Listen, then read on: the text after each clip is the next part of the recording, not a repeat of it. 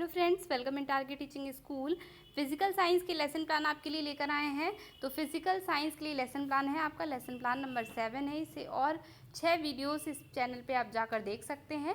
Physical science के lesson plan, ठीक है। तो कैसे आपको लेसन प्लान बनाना है चलिए देखते हैं, और कैसे आपको ब्लैक बोर्ड पर लिखना है। तो ब्लैक बोर्ड पर सेम इसी तरीके से आपको लिखना है जैसे इस पर डला हुआ है, ठीक है। और जब लेसन प्लान बनाएंगे तो सामान्य उद्देश्य जो है आपके सभी लेसन प्लान के सेम रहने वाले हैं। जब आप ब्लैक बोर्ड पे लिखेंगे तो आपको प्रकरण बाद में डालना होगा, ठीक है। और विशिष्ट उद्देश्य भी सभी लेसन प्लान के सेम रहेंगे। बस आपको क्या करना है कि चैप्टर नेम चेंज हो जाएगा। जैसे इसमें वायु पढ़ रहे हैं तो हर जगह वायु आ जाएगा, बाकी जो आपके उद्देश्य हैं वो सब में सेम रहने वाले हैं। आगे देखते हैं कि आएगा शिक्षण सामग्री आएगी। तो शिक्षण सामग्री जो है, जो भी आप शिक्षण सहायक सामग्री प्रयोग करेंगे वो लिखेंगे, बाकी आप कक्षोपयोगी सामग्री लिख देंगे जिसमें आपका चॉक डस्टर ये सब आ जाएगा।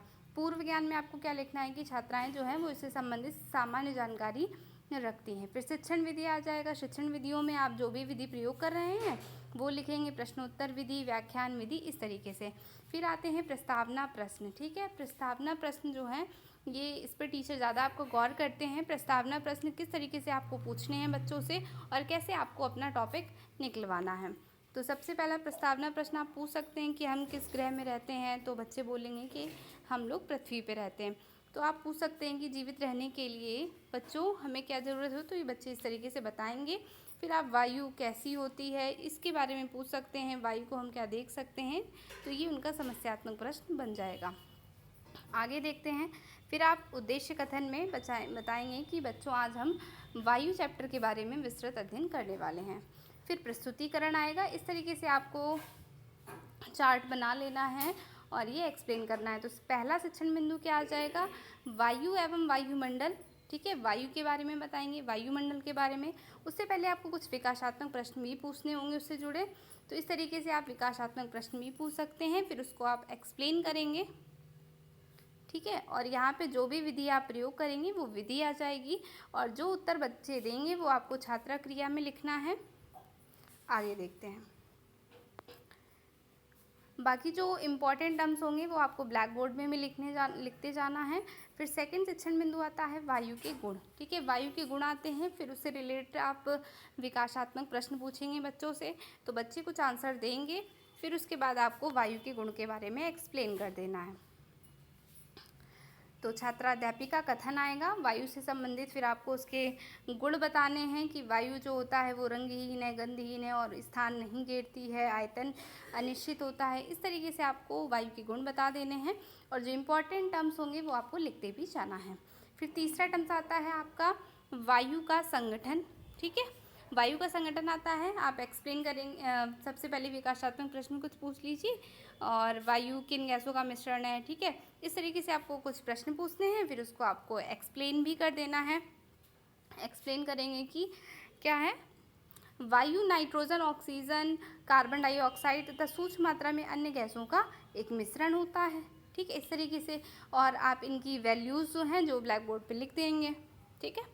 फिर चौथा आता है वायु के घटकों का उपयोग। वायु के घटकों का उपयोग के बारे में बताएंगे। तो सबसे पहले विकासात्मक प्रश्न ही पूछने हैं आपको रिलेटेड, उसके बाद ही आपको टॉपिक पे जाना है, ठीक है। तो आप पूछेंगे कि सांस लेने की क्रिया में कौन सी गैस ली जाती है, तो बच्चे बोलेंगे ऑक्सीजन लेते हैं।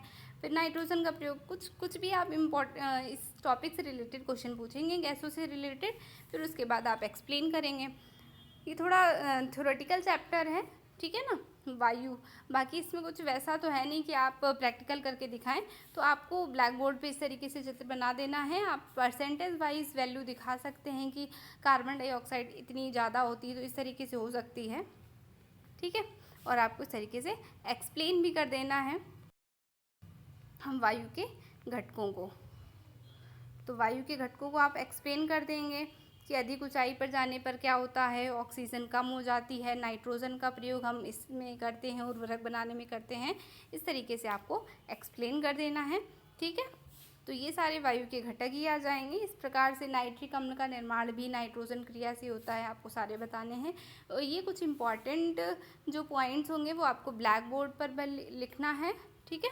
कि ऑक्सीजन श्वसन के लिए आवश्यक होती है, ऑक्सीजन किसी वस्तु के जलने में भी सहायक होती है। नाइट्रोजन का प्रयोग हम उर्वरक बनाने में, कुछ इंपॉर्टेंट लिखने, बाकी आपको सारा एक्सप्लेन करना है। और आपको ये जो लेसन प्लान आप बनाएंगे तो टीचर के पास हो जाएगा ये, इसलिए आपको अच्छे से पढ़ के भी जाना होगा ताकि आप अच्छे से एक्सप्लेन कर पाएँ। फिर आपका निरीक्षण कार्य आ जाएगा जो कि सभी लेसन प्लान में सेम रहता है, ठीक है। फिर उस टॉपिक से रिलेटेड आपको मूल्यांकन प्रश्न पूछने हैं, छोटे छोटे प्रश्न बनाने हैं जो कि आपको तुरंत ही पूछने होंगे, जिस पे टीचर्स देखेंगे कि बच्चे आप बता पा रहे हैं कि नहीं बता पा रहे हैं। जैसे वायु का आकार कैसा होता है, जो आपने बताया है उसी से रिलेटेड क्वेश्चन पूछने हैं। फिर गृह कार्य के लिए भी आपको कुछ 4-5 क्वेश्चन दे देने हैं, ठीक है। फिर जिस प्रकार से आप पढ़ाएंगे उसी प्रकार से टीचर आपके इसमें कमेंट्स भी लिखेंगे, ठीक है। कुछ नेगेटिव कमेंट्स भी हो सकते हैं, कुछ पॉजिटिव कमेंट्स भी हो सकते हैं, इसलिए इस तरीके से लेसन प्लान हम बनाते हैं, ठीक है। तो वीडियो आपको कैसी लगे कमेंट्स करके ज़रूर बताएं, और इसी तरीके की वीडियोस को और पाने के लिए आप हमारे चैनल से जुड़ सकते हैं। अगर आप हमारे चैनल से अभी तक नहीं जुड़े हैं तो हमारे चैनल को सब्सक्राइब करें, ठीक है। Thanks for watching.